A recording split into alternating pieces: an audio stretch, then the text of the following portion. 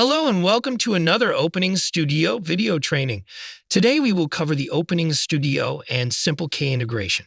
Let's get started by looking at how we import information from Openings Studio into SimpleK.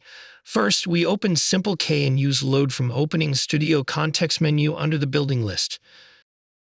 Next, we log into Openings Studio and load projects to see the list of projects we have access to. Then we select the project we want to bring in. Finally, we click Import and the data will be brought into SimpleK from Openings Studio. Now that we have our openings information inside SimpleK, we are free to continue working inside SimpleK for all of our keying needs. If you would like more information about Openings Studio, SimpleK, or the integration, please reach out to your local Openings Studio consultant.